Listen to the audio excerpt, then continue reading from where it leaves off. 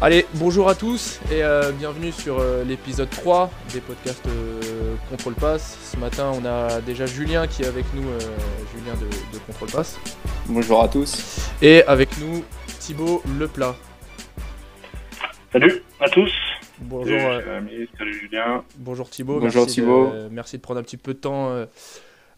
Pour nous avant de commencer, avant d'attaquer sur ta présentation. Je tenais à remercier les personnes qui nous ont envoyé des petits commentaires par rapport au podcast qu'on avait fait avec Mario et avec Damien Della Santa, et aussi prévenir les personnes par rapport au podcast d'aujourd'hui qu'on va essayer de réfléchir ensemble. Je dirais que le beau monde du football et le beau monde des éducateurs va réduire ça un petit peu de branlette cérébrale, comme appelleront les éducateurs de France, mais voilà, dans cette période où les rapports humains sont un petit peu limités et encadrés, ça nous fera pas de mal à nous. Donc Thibaut, je vais te laisser te présenter, on essaiera de compléter un petit peu après. Si tu es trop humble, on verra avec Julien.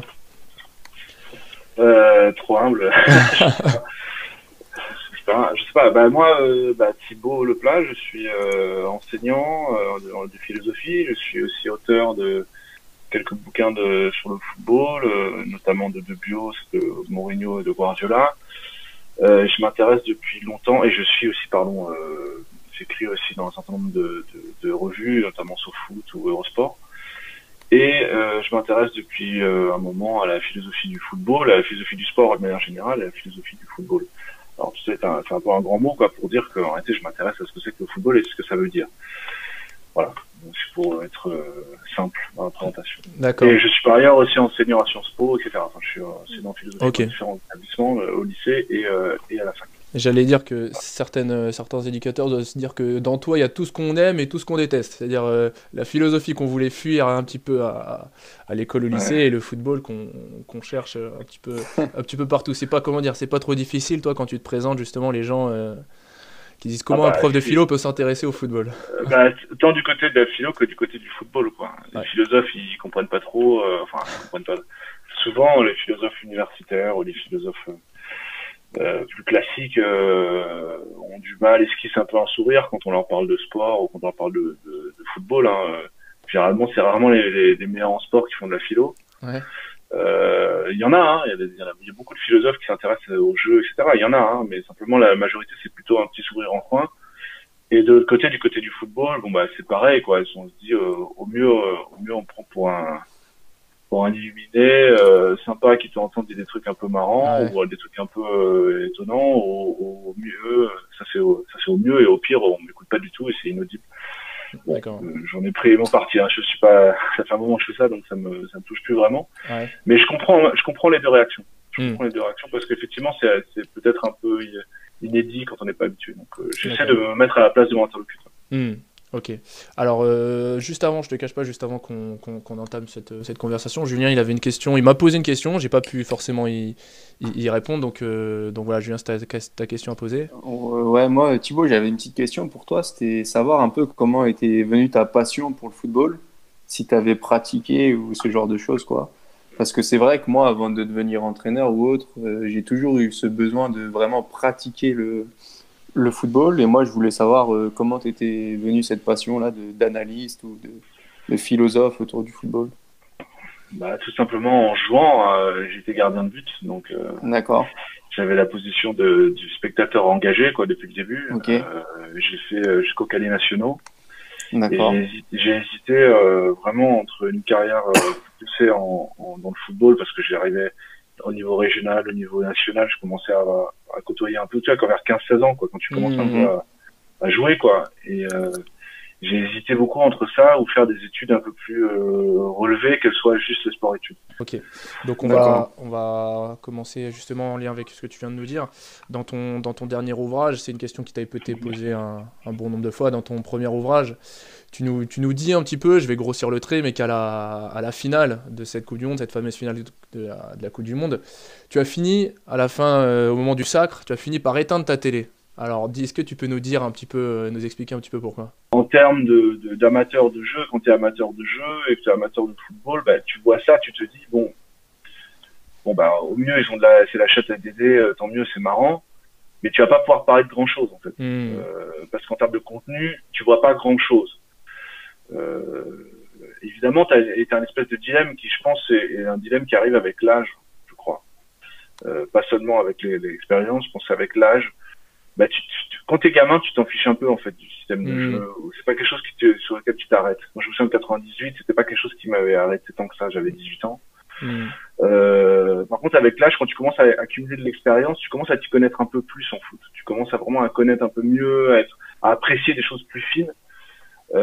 Et du coup, quand tu regardes ça, bah, t'es un peu, et c'est ce que je raconte dans le premier chapitre, t'as une espèce de dilemme entre d'un côté le supporter en toi, qui est content de gagner, etc., la France, un peu chauvin, etc., et de l'autre côté, l'expert ou le connaisseur, qui lui est un peu déçu. Et du coup, j'ai trouvé qu'avec cette équipe de France, avec cette Coupe du Monde-là en particulier, bah, t'avais cette espèce de saveur un peu mélangée, où d'un côté, t'es un peu content pour les gamins qui voient ça, etc. Et de l'autre côté, t'es quand même un peu déçu parce que tu vas pas pouvoir en retirer grand chose, quoi. Sans compter que moi, ça mettait pas vraiment de l'eau à mon moulin. Et je me suis dit que je rentrais dans une période qui allait être difficile parce que quand t'as gagné la Coupe du Monde en jouant comme ça, moi, mon discours sur le beau jeu, sur l'éthique, etc., il est complètement inaudible, en fait, à ce moment-là. Donc, je m'attendais à être complètement inaudible. C'était pas totalement nouveau, mais bon, ça me rappelait un peu le triste état du philosophe que personne n'écoute. Ouais, c'est ça. Et moi, sur la conférence que tu avais fait à Lyon, la conférence de Pierre Sage, d'ailleurs qu'on salue au passage, qui doit certainement nous écouter, tu avais dit une formule qui m'avait fait réfléchir, où tu disais que plus on aime le football et plus on le connaît, peut-être que je l'ai dit à l'envers, hein, mais finalement, moi, à la fin, je m'étais dit, plus je l'aime, plus je le connais, et moins je l'aime, finalement. À la fin, ce que je m'étais dit, que maintenant que je connais un petit peu les ficelles enfin pas les ficelles, mais les ficelles tactiques, ce qui peut se passer dans la tête d'un sélectionneur, je me suis dit, finalement j'aurais peut-être préféré moins le connaître et moins l'aimer au départ. Il y a quelque chose dans la connaissance, que ce soit pour le football ou dans tous les domaines, il y a quelque chose j'allais dire, un peu déceptif. Il y a quelque chose qui est de dire, quand tu commences à connaître la totalité de quelque chose. Alors, il y a deux attitudes. Il y a la première qui, je crois, est celle-là. C'est le moment où tu te dis, en fait, je croyais que il y a un désenchantement. Voilà, c'est le terme que je cherchais. Il y a une forme de désenchantement du fait de la connaissance. Ça, c'est les philosophes qui en parlent de ça, de désenchantement du monde, hein. C'est le moment, en fait, par la science, par la connaissance, bah, tu découvres, en fait, que le monde n'est pas magique et que, il s'explique par des mécanismes naturels, etc. Bon, bah, là, dans le football, il s'explique par un ensemble de prises de décision. Et plus tu le connais, plus t'es dedans, moins t'es enchanté par ce que tu vois. Mais en même temps, je crois aussi que plus tu le connais, plus ton goût s'affine et plus tu es capable d'aimer des choses que tu n'aurais pas vues avant. Et des tout petits détails. Un contrôle, une certaine heure. Tu es capable de t'émerveiller sur des choses beaucoup plus petites. C'est pas le football en général, c'est ce moment-là dans le football. Et ce moment-là, tu te dis, tiens, voilà, ça c'est ce que j'aime dans le football. Et c'est ce que et je pense que l'enchantement, il est plus global. Maintenant, il est sur des choses plus précises, mais ce qui fait que tu en multiplies les possibilités. Parce qu'avant, c'était un enchantement général, et cette fois-ci, il est multiplié par le nombre d'actions possibles et de choses possibles. Et ça, c'est possible que si tu le connais de mieux en mieux. Je pense que plus, et c'est ce que je disais dans la formulation que j'utilisais dans la conférence, c'est plus tu le connais, plus tu l'aimes en réalité. Et plus tu l'aimes, plus tu as besoin de le connaître. C'est quelque chose qui est plus j'aime, plus je connais, plus je connais, plus j'aime. C'est vraiment cette logique, et c'est Platon qui parle de ça dans le banquet. C'est la connaissance, c'est ça. C'est plus j'ai envie de le faire, plus je commence à le connaître. On a besoin d'avoir, c'est le mécanisme du désir en fait. On a besoin de désirer connaître pour pouvoir connaître. D'accord. C'est pas forcément quelque chose que j'avais prévu d'aborder, mais je viens de, mais j'y pense. Il y avait une phrase, il me semble, qui était taguée dans les rues de la ville de Bielsa, il me semble, où c'était écrit "Je t'aime même si tu gagnes". Est-ce que tu peux nous en dire plus un petit peu de cette phrase? Je sais que j'ai une connaissance à moi, un ami à moi qui, c'est son tweet. Rosario. Ouais, je sais, je le suis aussi sur Twitter. Je crois que, je sais pas si c'est Bielsa, je crois que c'est le Betis. Moi, je sais du Betis. Tekelo manque, je crois que le Betis, c'est manque Pierre, c'est même si tu perds.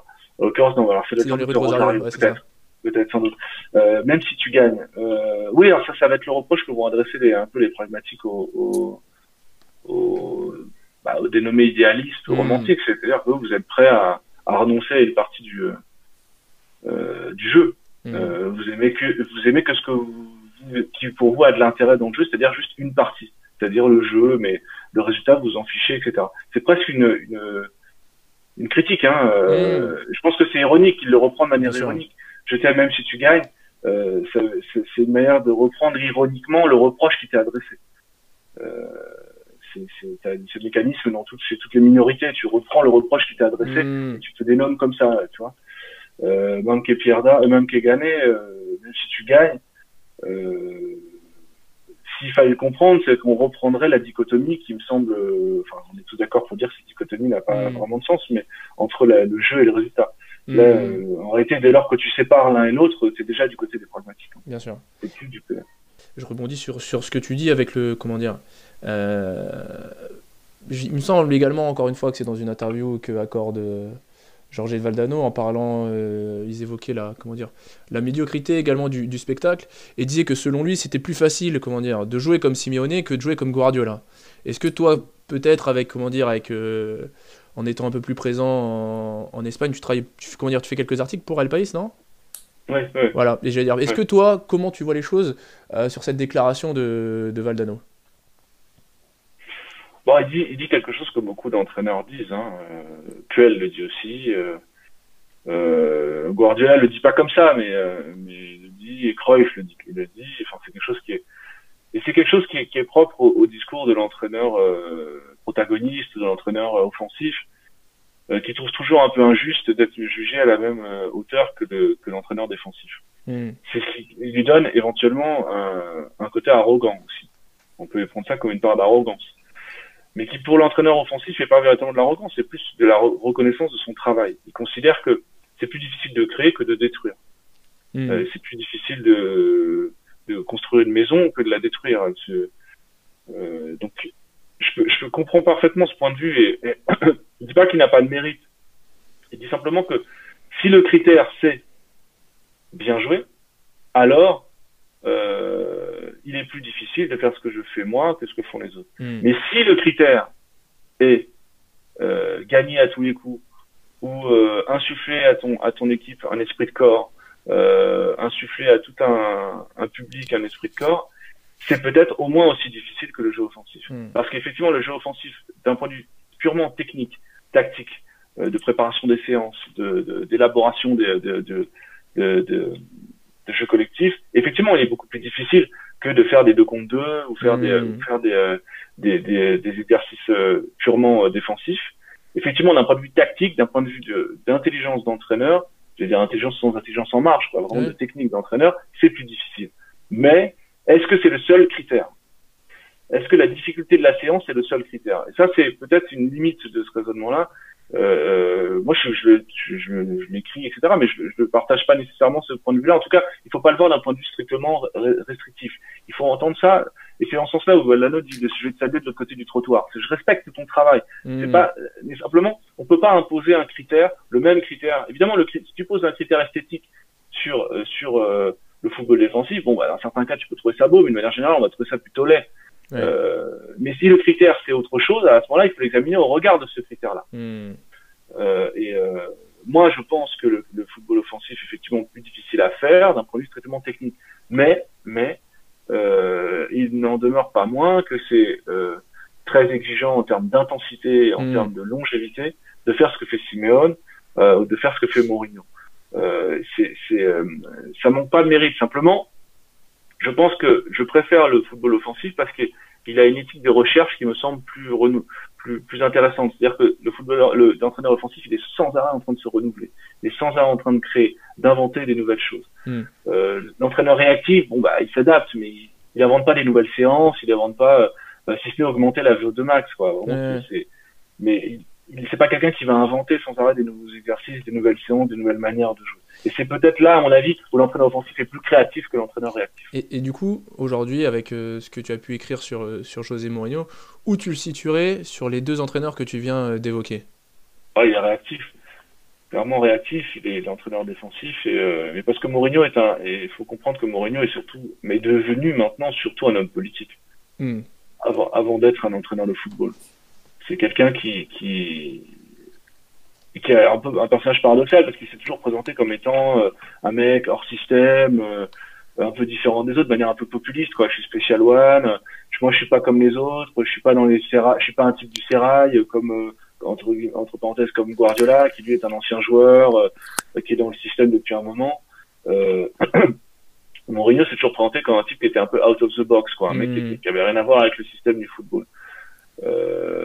Or, en 15 ans, il est devenu le football lui-même, il est devenu le système du football, au point qu'il est ami avec tous les présidents des grands clubs. Il préserve toujours, c'est toujours sa priorité de préserver son amitié auprès des présidents de grands clubs, et il arrive toujours à retomber sur ses pieds, à trouver un club, à devenir consultant à la Sky, à toujours maintenir son amitié au détriment même. Avant, il était très proche des joueurs, maintenant c'est le contraire, il est très proche des présidents, et donc il a fait ça au détriment de son amitié avec les joueurs. D'accord. Il a privilégié sa carrière et son ouais, ça a toujours été un peu le cas, c'est toujours été un type carriériste, mais il a privilégié son amitié avec les présidents plutôt que son amitié avec les joueurs, au point de continuer à se recruter alors qu'il est parmi les entraîneurs actuels les plus détestés en fait parmi les joueurs pros et en tout cas les plus redoutés parmi les joueurs pros et parmi les supporters. Ouais, moi j'ai une petite question pour toi Thibaut, c'est comment on peut expliquer qu'il y a des entraîneurs qui vont être tournés sur l'offensive, donc la création comme tu as dit, et d'autres plus tournés sur le défensif et la réaction? Parce que c'est vrai que moi, en tant que personne, en tant que joueur de foot et en tant qu'entraîneur, j'ai toujours été sur l'offensive, sur la création. Là où, par exemple, même quand je l'observe chez certains de mes joueurs, il y a des joueurs qui sont plus orientés sur la réaction et sur le résultat. Et c'est là que, voilà, moi, je voulais te demander comment tu peux expliquer cela. Et moi, j'ai envie de te demander, juste avant de te répondre, une question. Est-ce que c'est possible de changer? Ben, moi, je pense... des joueurs qui ont changé leur manière de voir. Je pense que oui. Je sais pas après si c'est sur du court terme pour me plaire comme je suis leur entraîneur et que j'ai imposé une façon de se comporter, ou après par la suite là, c'est vrai que je suis plus en discussion avec eux actuellement, donc je peux pas te dire s'ils sont revenus à leurs normes ou pas. Bah, moi je pense que c'est une question de rapport au monde, quoi. C'est tout simplement alors ça veut pas dire que c'était que parce que être offensif dans le football, ça veut dire que dans ta vie, tu es offensif, que tu prends des risques, etc. Non, je dirais même que c'est plutôt le contraire. Je pense que le football est une espèce de contre-société, de contre-monde qu'on se crée, de contre-monde idéal qu'on se crée. Et que quand on est dans la vie plutôt calme, plutôt réfléchi, plutôt prudent, dans le football, peut-être qu'on est plus offensif, on a envie de prendre plus de risques parce qu'on sait que c'est pour de faux. Ça veut pas dire qu'on est lâche, ça veut juste dire que le rapport au monde, ça peut expliquer ton rapport au football comme un rapport au monde, mais pas comme un calque de ce que tu es dans la vie, mais plutôt un calque inversé de ce que tu es dans la vie. Dans le sens où c'est comme il y a des gens qui sont très différents au boulot et dans leur vie privée. Oui, ça veut pas dire qu'il n'y en a pas un qui est plus vrai que l'autre. Ça veut dire c'est juste que deux facettes de la personnalité qui vont se développer de manière autonome. Et je pense que souvent, et quand tu vois les gens comme Bielsa, les gens comme Guardiola, c'est pas du tout des gens qui crament. C'est pas du tout des gens qui sont Bielsa et il vit en jogging, tout son argent il le donne à Rosario, à Newell's, il a une quinzaine d'adjoints qui payent de sa poche. C'est pas du tout quelqu'un, il va pas s'acheter une voiture, il roule pas vite. Pourtant, son football est un football ultra offensif, ultra risqué. Guardiola, c'est pareil, c'est un mec un peu plan-plan. Alors quand il était plus jeune, il était un peu plus tête brûlée, mais il a sa famille. C'est pas des gens qui sont des têtes brûlées. Et regarde Mourinho, c'est le contraire. Mourinho, il est hyper prudent au point de vue de football sur le terrain, il prend jamais de risques, etc. Par contre, dans la vie professionnelle, il va avoir des déclarations à l'emporte-pièce, il va s'attaquer à un tel ou à un autre. Tu vois, et je crois et c'est pareil chez Capello, il y avait ça chez Elenio Herrera aussi, l'ancien coach de l'Inter qui a un peu inventé le catenaccio. Elenio Herrera était un type comme Mourinho, c'était un type très brillant dans la conversation, très cultivé, quelqu'un d'assez fascinant, une personnalité très fascinante, très à l'aise avec les patrons de club, avec les dirigeants de l'équipe, il invitait sans arrêt Jacques Ferrand, il était quelqu'un très à l'aise dans la vie sociale. Mais en même temps, sur le jeu, était un type extrêmement frileux, qui jouait avec 5 défenseurs, et qui jouait à grands coups de grands ballons devant, pour Facchetti, quoi.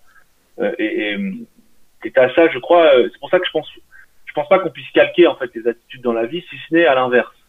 Il faut accepter que le football est une espèce d'œuvre fictionnelle. C'est une fiction, c'est comme si tu écrivais un livre à côté de toi. Tu vois, c'est comme si tu étais auteur. T'es auteur, c'est comme si tu écrivais un livre, et dans cette vie-là, bah, tu as un peu la vie que t'as pas en vrai. Tu essaies de compenser ou éventuellement ou d'enrichir une partie de ta personnalité. Donc je pense qu'il faut peut-être comprendre, c'est difficile de se dire ah bah oui, ce type c'est une tête brûlée, donc il va faire du football offensif. Je crois pas du tout. Je pense que c'est plutôt le contraire, et que pourquoi est-ce qu'on change pas, ou alors est-ce que c'est possible de changer? Je sais pas. Est-ce que c'est du registre rationnel? Ça, j'ai du mal encore à le justifier. Je sais pas. Je sais pas si tu peux décider de manière rationnelle de changer ta manière de voir le football. Moi, je sais que par exemple, en écrivant mon bouquin sur Guardiola, ça a bouleversé complètement ma manière de voir le football. Complètement. C'est en faisant ce bouquin-là que d'ailleurs, je crois qu'on le sent dans le bouquin. J'ai pris une énorme claque, même pas au moment où, le 5-0, effectivement, c'est ce que je raconte dans le bouquin. Mais la vraie claque, ça a été au moment de l'écrire. C'était au moment où je regardais vraiment précisément tous les matchs de Guardiola, où là, je me suis rendu compte que, pas que je m'étais trompé, mais que j'avais manqué quelque chose, en fait. Il y avait quelque chose que j'avais pas vu. Que j'avais ressenti, mais que j'avais pas vu. Mais c'était pas quelque chose de rationnel. C'est pas une décision, c'est une espèce d'intuition, en fait, de te dire, et peut-être confère ce qu'on disait tout à l'heure, où cette manière d'apprécier le football te permet d'en découvrir de nouvelles manières de l'apprécier, de plus te lasser.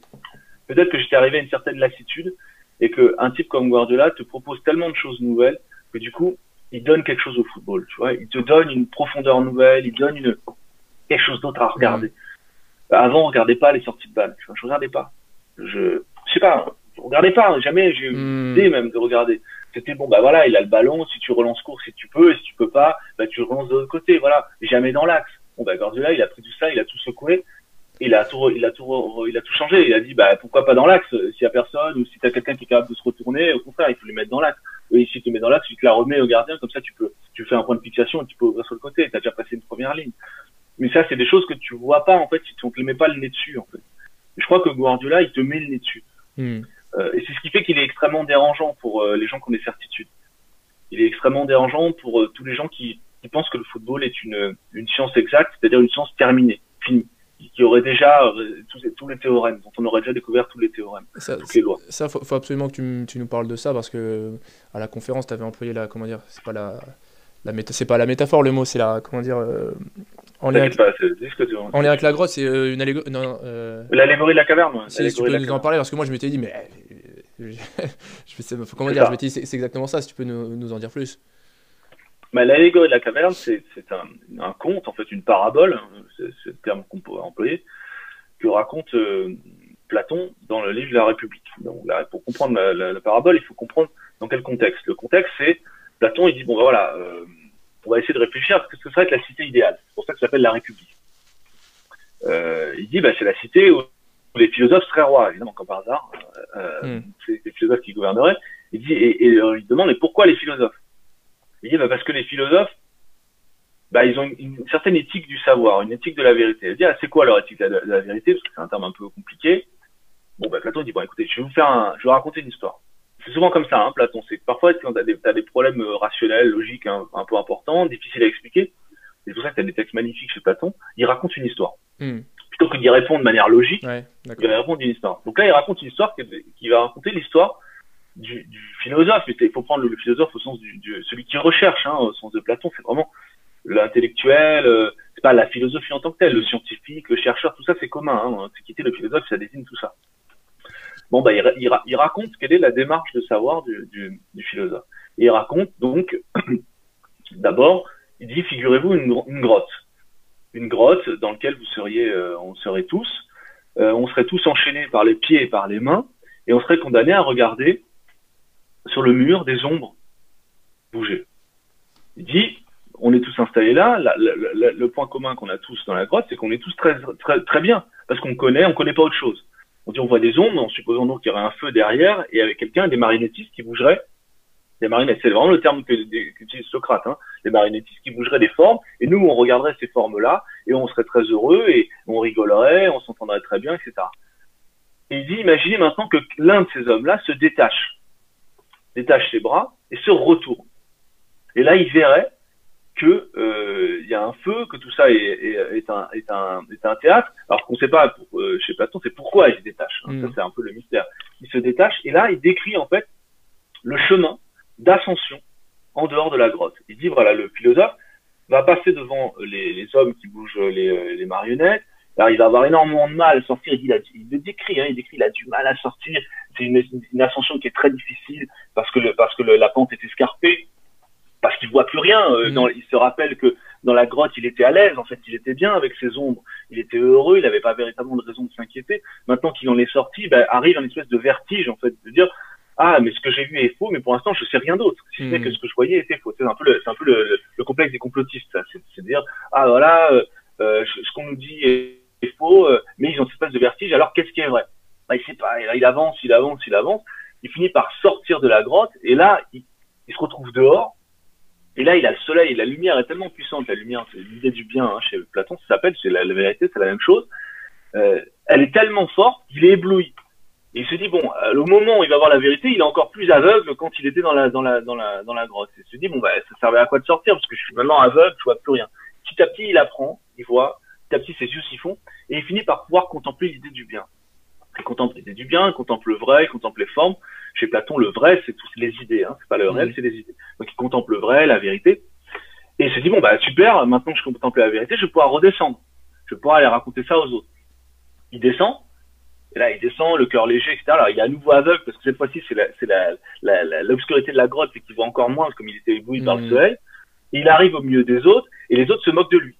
Et lui disent, oh, voilà, c'était bien la peine d'aller voir la vérité, t'arrives, t'es encore plus aveugle que quand t'es parti, nous, regarde, on est à l'aise, d'ailleurs, on a élu tel roi, il est super, etc. Et ils se moquent de lui, au point qu'ils finissent par le tuer. Parce qu'ils le comprennent pas. Et donc ça finit très mal, et c'est un peu l'histoire de Socrate. L'histoire de Socrate, c'est le maître de Platon, qui comme ça a été condamné par Athènes. C'est un peu l'histoire de Jésus, Socrate, c'est quasiment la même histoire, pour à peu près les mêmes raisons que Jésus, mais 500 ans avant Jésus. Et donc l'histoire de la vérité chez Platon, c'est une histoire tragique en fait. C'est celui qui sait, on l'entend pas, on l'écoute pas. On l'écoute pas parce qu'il est en décalage, parce qu'il est sans arrêt dans ce moment où il a jamais il a pas le bon langage, il est pas dans le bon moment. Et que c'est vrai que c'est l'énigme, c'est pourquoi est-ce qu'il s'est détaché. Ça, c'est une énigme, chez Platon, ça on sait pas. C'est sans doute, je pense, le désir de connaître. Et qu'est-ce que ça veut dire? Ça veut dire que la vérité et la démarche scientifique, la démarche de connaissance, et tout l'appliquer parfaitement au football, chez Platon, c'est quelque chose qui est une conversion. C'est de l'ordre d'une conversion. C'est pas, on sait pas, c'est je veux savoir. Et c'est l'idée que c'est une conversion, mais surtout c'est une conversion qui est individuelle et qui est solitaire. Et c'est ça qui est très difficile, et c'est peut-être ça décrit assez bien le travail de l'entraîneur quand vous êtes confronté aux parents, aux présidents, tous ces gens qui savent pas, mais qui savent pas. C'est ça tout le problème, c'est que les gens dans la grotte, ils savent pas qu'ils sont ignorants. Le plus difficile étant de leur faire admettre qu'ils sont ignorants. Mais ça fonctionne pas parce que vous êtes dans la grotte. Le code de langage de la grotte, c'est de parler comme dans la grotte. C'est les éléments de langage, c'est la communication, c'est être capable de donner des petites phrases, des aphorismes. Eux sont beaucoup plus à l'aise que vous dans la grotte. Et c'est ça tout le problème, c'est que dès lors que vous êtes sorti de la grotte, vous êtes arraché une fois à ça, c'est terminé. C'est terminé. Il y a un deuil en fait. Il y a un deuil à faire qui est le deuil de la grotte, le deuil des ombres, mais au profit d'une connaissance, mais qu'une connaissance qui est tragiquement individuelle. Est-ce que tu penses que c'est pour ça qu'aujourd'hui on attend que le roi tombe, on attend que Guardiola perde en Ligue des Champions, ou reperde en Ligue des Champions, que ça aille mal avec City, pour qu'on puisse dire finalement, lui qui prétend avoir la vérité en soi n'a pas la vérité. Est-ce que ça peut s'expliquer comme ça? Disons, on lui fait un peu un mauvais procès parce que c'est pas Guardiola, il a pas la vérité du football, quoi. Et Guardiola, il est le plus grand honneur qu'on puisse le faire, c'est de le comparer à Guardiola lui-même. C'est vraiment de dire oui, c'est plus le même, etc. C'est le seul qui a son propre critère d'évaluation.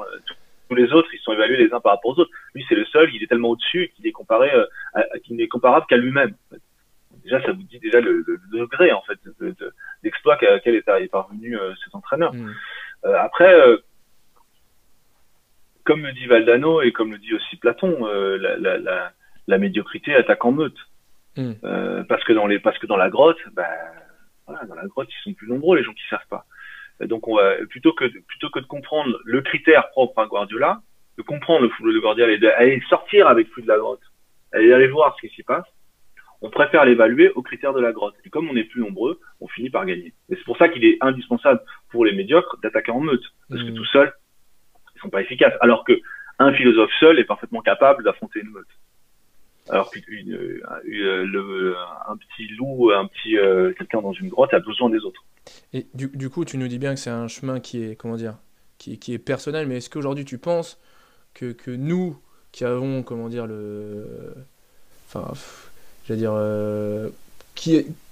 on a cherché à sortir de cette grotte, on ne sait pas si on est en dehors de cette grotte, je parle pour nous, certains éducateurs, est-ce qu'aujourd'hui tu penses qu'il est possible d'essayer d'amener des gens en dehors de cette grotte, ou c'est vraiment un chemin qui est personnel, où tant que la personne ne veut pas se libérer, on ne pourra pas la tirer de ses chaînes C'est la grande leçon de Platon, ça. C'est de dire que tu peux pas convaincre quelqu'un qui veut pas. Ce qui est premier dans la démarche de connaissance, c'est le désir de connaître. D'accord. Tu peux pas philosopher avec quelqu'un qui veut pas philosopher. Tu peux pas faire du football avec quelqu'un qui veut pas faire du football. Tu peux pas. T'es obligé, et c'est pour ça que peut-être que tout ton travail, et c'est le travail du pédagogue, c'est de susciter ce désir-là. Et le désir, c'est quoi? C'est le vertige. C'est le moment où tu vas sortir des ombres, et t'as quelque chose qui te pousse, tu sais pas encore quoi, et c'est ce désir-là. Et c'est d'arriver à maintenir sans arrêt ce désir-là. Le désir d'apprendre, le désir de connaître. Ce que Mourinho appelle la découverte guidée. C'est la maïotique, en fait. C'est le fait d'accoucher ensemble de quelque chose. Ce qui est très important, et ce qui est la grande leçon de Platon, c'est que la vérité est en fait une démarche collective. C'est-à-dire que moi, je vais te poser des questions, mais c'est toi qui vas y répondre. On va essayer ensemble de créer quelque chose de commun. Et je pense que c'est ça la solution. C'est de dire que personne ne détient la vérité. La vérité est une éthique collective, une construction collective. Ce qu'il appelle une construction dialogique, c'est-à-dire une construction à travers le dialogue. Exactement comme dans n'importe quel pédagogue, dans n'importe quelle discipline. La démarche du savoir, c'est une démarche de confrontation, mais de confrontation rationnelle, de confrontation, j'allais dire polie, et pas simplement. C'est la différence entre le débat et le dialogue. Tu vois, le débat, c'est un match de boxe. Ouais. Le dialogue, c'est tu construis. D'accord. Tu construis avec l'argument de l'autre. Tu produis comme ça. Et c'est ça toute la dialectique, en fait, ce qui est la science qu'évoque Platon dans le texte de la caverne. La dialectique, ça sert à ça, c'est-à-dire à sortir de la grotte. Mais c'est pour ça que l'allégorie, elle est incomplète. C'est sortir de la grotte, mais pas tout seul. C'est pas tout seul. T'as quelqu'un qui va te guider, t'as quelqu'un qui va te faire découvrir ton propre soleil du bien pour essayer de te défaire des liens. Et le plus important, et on l'a vu dans le texte de Platon et dans cette conception-là, c'est de comprendre qu'il y a un arrachement qui est solitaire. Et qu'il y a quelque chose de tragique. Il le dit lui-même, hein, il le compare à un héros, hein, le philosophe. Le philosophe, c'est celui qui cherche, quoi. Celui qui cherche, il est forcément seul. Et c'est là qu'intervient la fonction du maître. Le maître est là pour guider. Mais si toi, d'abord, t'as pas une démarche de te défaire d'un certain truc, d'accepter que tu sais pas, t'es mort. La première étape sur la démarche du savoir, c'est d'accepter que tu sais pas. Que non, je sais pas. Et on voit bien, les idiots, c'est ceux qui pensent qu'ils savent tout. Bien sûr. L'imbécile, c'est très difficile, c'est vertigineux un imbécile parce qu'il pense qu'il sait tout. Et tu pourras jamais le coincer parce qu'il sait tout. Donc c'est ça la définition de l'imbécile. C'est ce qui fait que c'est vertigineux en fait, parce que tu t'es confronté avec un parent qui dit la même chose, etc. Tu peux rien faire en fait, parce que tu vas pas le convaincre parce qu'il est persuadé qu'il sait pas. Donc d'abord, c'est arriver à susciter une situation où lui va se rendre compte qu'il sait pas. Mais lui seul, c'est pas toi qui peux lui dire.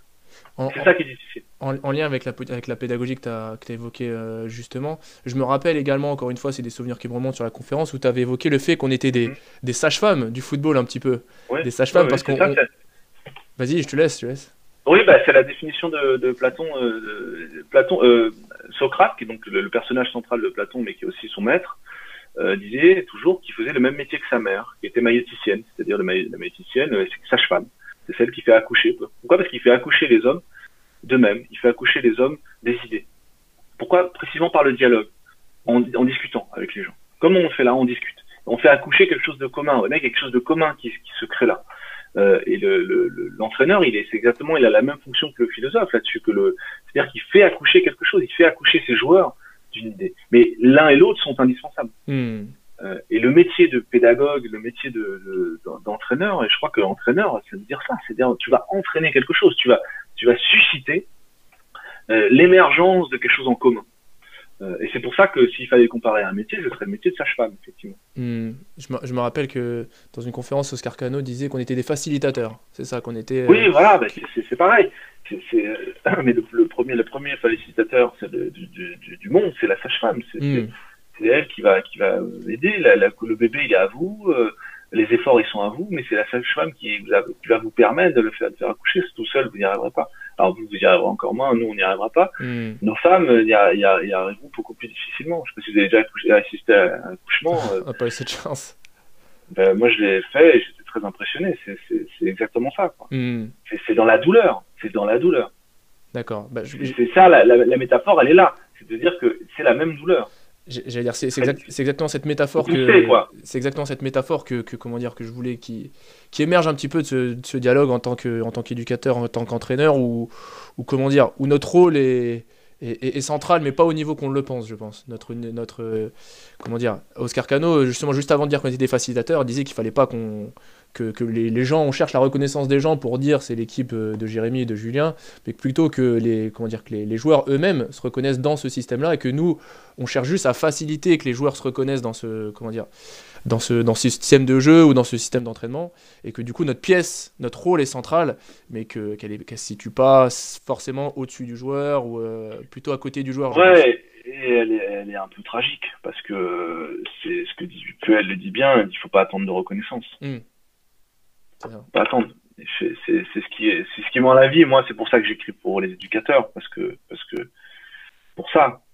personne ne le dit, ça. Personne n'admet, ou les reconnaissances, quand elle arrive de manière très injuste, de manière aléatoire, et de la part de qui, tu vois. Et mais je veux dire, moi, c'est pour ça que je fais de la philo, parce que c'est qu'on est quand même assez proche, quoi. Tu vois, donc, en termes d'absurdité, c'est proche. En termes de destin, c'est un peu le même. C'est-à-dire que il faut pas attendre de reconnaissance, que même de la part des joueurs, ça arrive parfois, mais il faut accepter la part de vanité, quoi, du métier, au sens où tu le fais aussi pour toi, où tu le fais pour ta conception du bien, ta conception de la vérité, ta conception de la recherche. Que la reconnaissance, quand elle arrive, c'est bien, mais c'est parce qu'elle arrive pas que t'as mal fait, tu vois.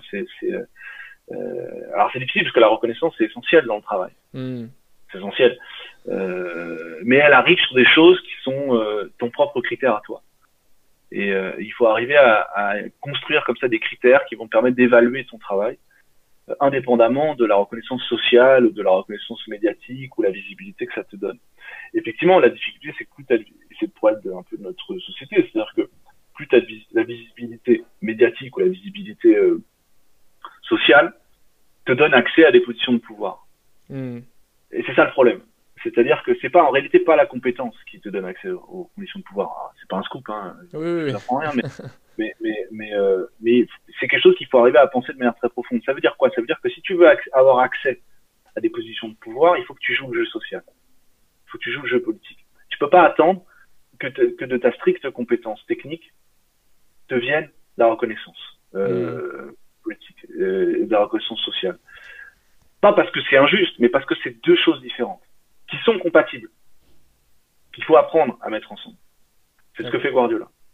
C'est-à-dire Guardiola, ça reste un intrigant. C'est pas quelqu'un tout gentil, c'est pas quelqu'un, son frère est mouillé dans un tas de trafic, c'est pas du tout Guardiola politiquement, il est quand même un peu c'est un peu bizarre, cette position politique sur la Catalogne, c'est quand même on dirait Toto qui fait de la politique, quoi, hein. C'est vraiment c'est incomparablement simple par rapport à la complexité de son football, quoi. Je trouve complexité, mais ses positions politiques sont ultra simplistes, quoi. Moi, ça m'étonne toujours, en fait, hein.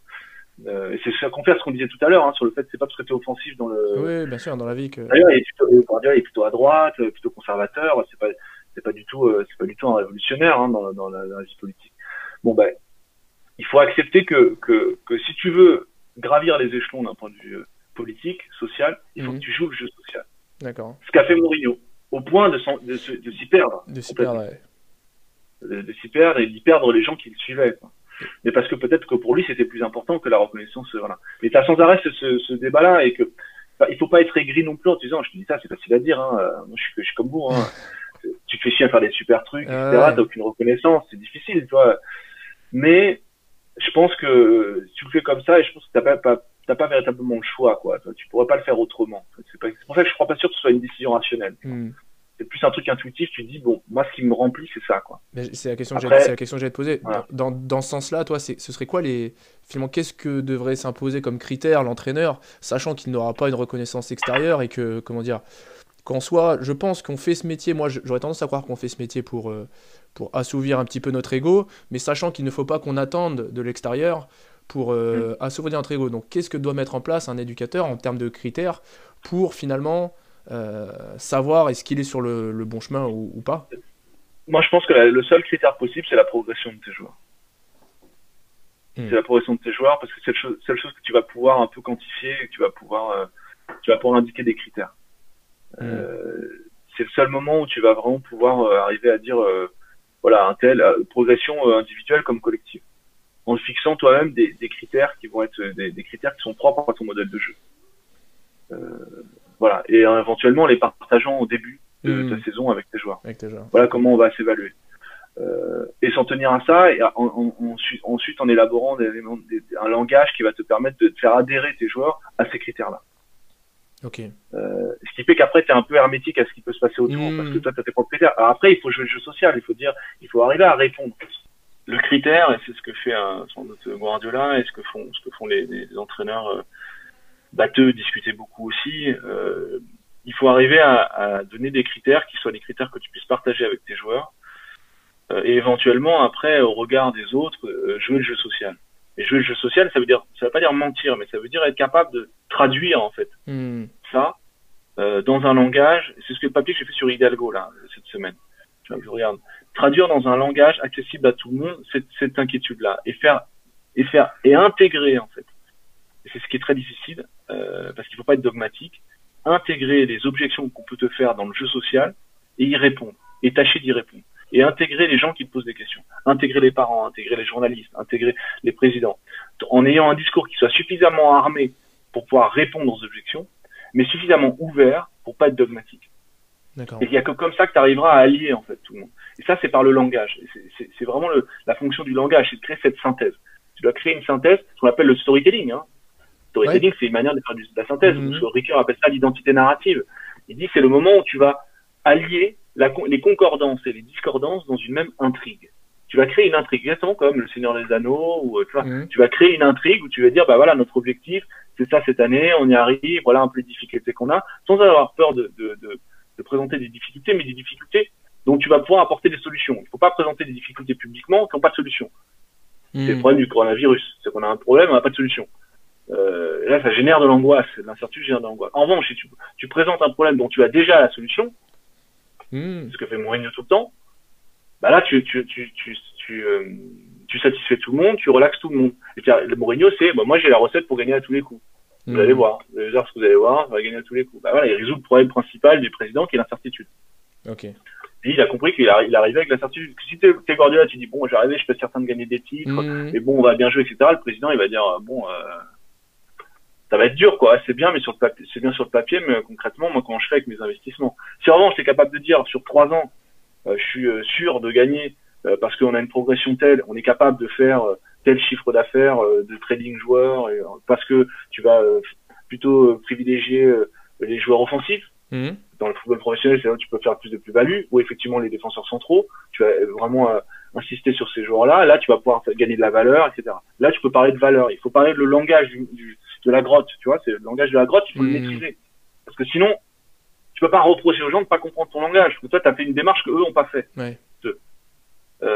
Donc toute la difficulté, je pense que c'est pour ça qu'il faut vraiment travailler, un jour il faudra qu'on fasse ça, on travaille sur la rhétorique. On travaille sur la rhétorique, parce que la rhétorique ça sert à ça. La rhétorique ça sert, c'est génial, il y a un texte d'Aristote qui est génial où il raconte ça, il dit bon le philosophe, le problème c'est qu'il arrive, le philosophe celui qui sait, il arrive devant une foule, tout le monde se fout de sa gueule parce que personne ne comprend rien ce qu'il dit, ça marche pas, personne n'écoute. Donc comment faire pour trouver un moyen pour faire transmettre quelque chose qui est de la vérité, tout en étant crédible, tout en faisant en sorte que les gens vous écoutent. Ça s'appelle la rhétorique. C'est lui qui invente la rhétorique. Il dit je vais vous donner des moyens qui vont vous permettre de faire passer des messages tout en prenant en compte le fait que les gens c'est un troupeau, donc c'est difficile de parler à un troupeau. et puis les gens, ils n'ont pas la même formation que vous, ils n'ont pas le même langage. Donc, il faut arriver à s'adapter tout en respectant l'idée première, qui est l'idée de transmettre quelque chose de vrai. C'est pas, on n'est pas là, la rhétorique, elle a pris un mauvais sens. On a dit maintenant, on l'utilise un peu à toutes les sauces. La rhétorique, elle a pour principe de transmettre quelque chose de vrai. Sinon, ça sert à rien. Sinon, ça sert à rien. Sinon, chacun peut parler dans son coin. Et puis, voilà. L'idée, c'est d'arriver à travailler sur ce qu'il appelle lui le vraisemblable, quoi. C'est vraiment, on va essayer de transmettre quelque chose. Et un jour, peut-être, il faudrait qu'on fasse ça avec les éducateurs. Trouver au-delà purement de la question d'avoir les éléments de langage, la communication. C'est beaucoup plus compliqué que ça. Et c'est beaucoup plus profond que ça. C'est comment respecter sa propre, identité de jeu, sa propre manière d'entraîner et de travailler, tout en étant capable de l'adapter à la grotte. Comment la transmettre dans la grotte et comment soi-même pas se sentir remis en question à chaque fois qu'on vous pose une question ou à chaque fois qu'on doute de vos compétences. Ça, c'est très difficile parce que, évidemment, si tu attends de la reconnaissance du point de vue social, bah, tu le vis hyper mal. T'es agressif, tu te prends mal, tu vois, ce qui est normal, c'est parfaitement compréhensible. Si en revanche, t'es capable d'ouvrir, moi je me souviens, les conférences de presse de Guardiola de première année, c'était hallucinant. Alors c'est un peu à la biais de ça. Alors après, il a arrêté de faire ça parce qu'il était cramé. Mais tu pouvais poser des questions que tu voulais, ça durait le temps que tu voulais, il te répondait sur chaque question, mais ça durait, les réponses c'était 5 minutes. Tu posais une question et il te disait toujours, c'est vrai, vous avez raison.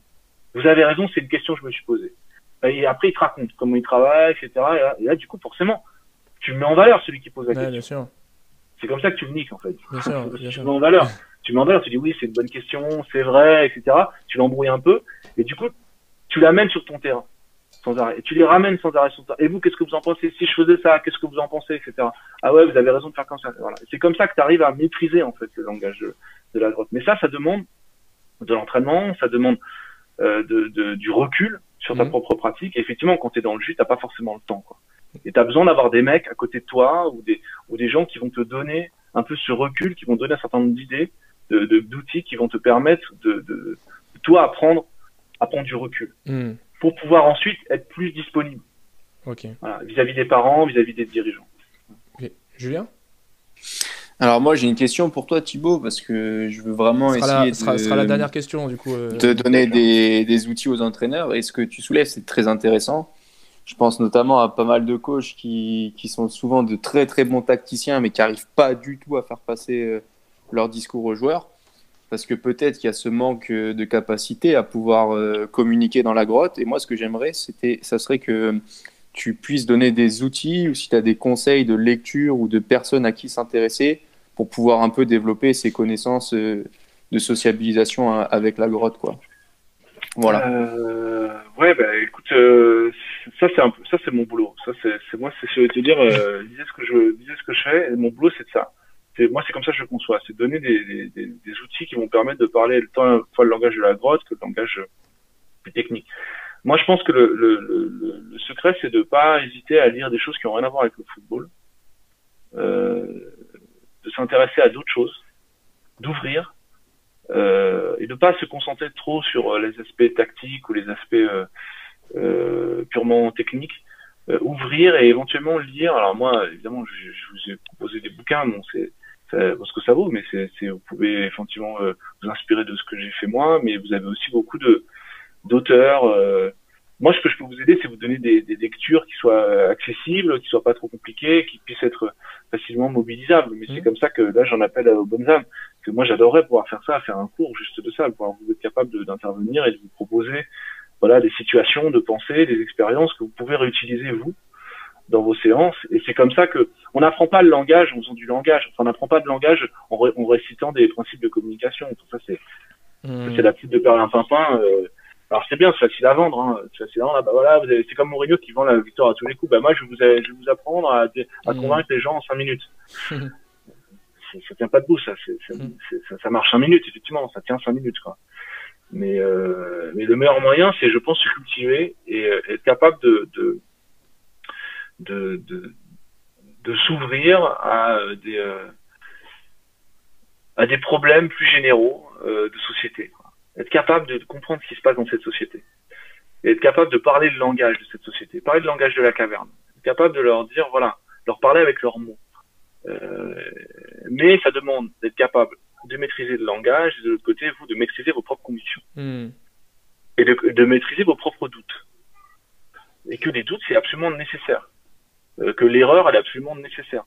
Le vertige, il fait partie de la démarche de connaissance. Vous voyez, par exemple, l'histoire de la caverne, ça vous résout pas le problème. Ça résout pas le problème ça vous décrit juste quelque chose, vous dites, ah oui, c'est ça. Mais c'est ça. Mais juste de savoir, d'être capable de décrire la situation, c'est déjà réconfortant. C'est ce que j'allais dire. Moi, nous, c'est surtout comment dire, ça nous fait du bien, exactement. C'est ça. Voilà, c'est une consolation, mais ça sert à ça, le langage. C'est réconfortant, ça sert à décrire quelque chose qu'on n'arrive pas à mettre des mots sur quelque chose. Ça veut dire ça, ça veut dire à décrire quelque chose. Moi, je vous apporte pas la solution, j'ai pas la solution.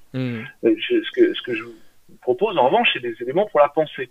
Et dire, voilà, se rassurer, se dire que c'est absolument normal d'avoir des situations de vertige, et que c'est précisément ce vertige-là qui va susciter le désir d'en savoir plus. Et le désir d'en savoir plus, moi, je vous ai proposé des bouquins, j'écris des articles là-dessus, je passe ma vie à écrire là-dessus. Vous avez la rhétorique d'Aristote, mais c'est un peu ardu à lire comme ça. Le livre 1, le livre 2, c'est un peu difficile, mais éventuellement, le lire, parce que si vous avez le temps, ça sert à rien de tout lire, mais de lire certains passages, moi, je peux vous donner des références. Il y a des choses intéressantes, il y a des choses chez Cicéron qui sont intéressantes sur le politique, tout ce qui est destiné au langage du politique dans l'Antiquité. Cicéron, il reprend Aristote, il le simplifie un peu, ça c'est pas mal. Vous avez des choses de Cicéron sur la rhétorique, mais des petits traités, des assez courts, qui vous donnent non pas des techniques, c'est pas purement de la technique, c'est vraiment qui vous apprend à vous servir du langage dans toute sa profondeur et toute sa complexité. Et vous trouvez votre propre méthode. Ce qui est très important et pour faire passer un message, c'est d'être parfaitement authentique dans votre message. Et c'est ce qui est très difficile, et c'est le problème de la com.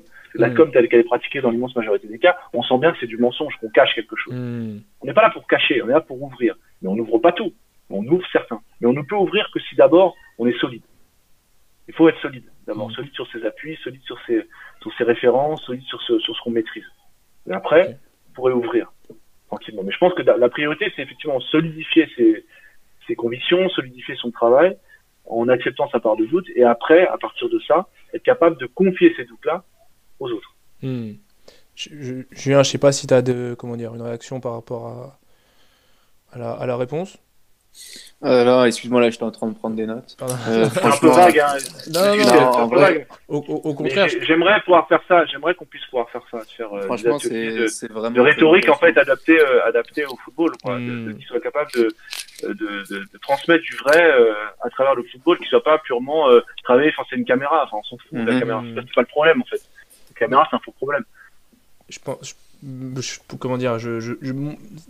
Personnellement, tout ce que tu dis tombe sous le sens, et je suis content qu'on fasse ce podcast aujourd'hui, parce que, je pense qu'il y aura des sceptiques à l'écouter, des sceptiques à prendre toute la mesure de ton discours, mais je pense qu'en effet aujourd'hui dans nos formations, et ne serait-ce que même nous avec Julien dans les formations universitaires, on n'a pas forcément ces outils-là dans l'entraînement sportif. Aujourd'hui, sur les spécialités entraînement sportif, on n'a pas forcément ces outils-là qui finalement prennent en compte le contexte d'entraînement, le contexte de l'entraîneur, où on est un petit peu lâché dans la grotte ou dans la cage.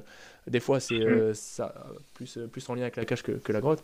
Et oui, j'espère que le message est passé, qu'il faut creuser dans ce sens-là. Et aujourd'hui, si on ne nous dit pas où regarder, je pense que tu vas certainement aider beaucoup de monde, et je pense que ça va être quelque chose qui va être à mettre en place pour les éducateurs. Ce qui est intéressant avec la philo, c'est que vous avez des gens qui se sont posés ces questions-là depuis 2500 ans. Donc, autant utiliser en fait cet héritage-là plutôt que d'arriver avec la poudre de perlimpinpin en disant je vais vous faire reprendre la tradition et voir dans la tradition ce qui peut nous aider. C'est des problèmes qui se sont posés depuis au moins 2500 ans. Donc voilà, utilisons cette intelligence qui a été travaillée pendant toutes ces années pour la mettre à profit, en sélectionnant certains passages très courts, des choses qui permettent je pense qu'il y a des textes d'Aristote, de Cicéron qui sont excellents. Moi, je le fais en cours avec mes élèves. C'est excellent pour comprendre ce que c'est que le storytelling, tout ça. Enfin, ça, c'est très simple. Comment tu rentres, comment tu démarres une prise de parole. Tu démarres, c'est la captatio benevolentiae, c'est le moment où tu vas capter la bienveillance de ton auditoire. Ça s'apprend, ça. Ça s'apprend par une anecdote, ça s'apprend par un truc. Les Américains, ça, ils le font très bien. Tu commences pas par un discours par dire, bonjour, excusez-moi de prendre la parole. Tu vas pas comme ça. Tu démarres, en disant, mais ça se prépare. À quelque chose qui va les faire rebondir, réagir, qui va susciter leur attention. Vous démarrez par une question. Qu'est-ce que vous en pensez de ça ? Hop, et là, ça démarre. Ça s'apprend, en fait. ça s'apprend. Mais ça ne fonctionne que si toi, tu sais ce que tu veux dire. Bien sûr. Si tu sais pas ce que tu veux dire, j'ai pas la solution, moi. Hein. Si tu sais ce que tu veux dire et que tu sais les messages que tu veux transmettre, après, tu as des outils qui te permettent d'organiser ton discours. Enfin, comment dire, là, c'est toujours une douleur de devoir mettre fin un petit peu à ces échanges, mais en tout cas, Thibaut, c'était vraiment super et j'ose espérer que comment dire, que nous, le but, encore une fois, c'est pas de partager une vérité, mais c'est plutôt de partager un bout du chemin. Quoi. Voilà, c'est ça, de partager un bout du chemin et que les éducateurs ne prennent pas, utilisent certains bouts. Et je pense qu'aujourd'hui, tu nous as bien aidé. Donc déjà, merci pour. J'espère. Je suis à votre disposition quand vous voulez. Écoute, nous avec. Merci beaucoup en tout cas. Julien,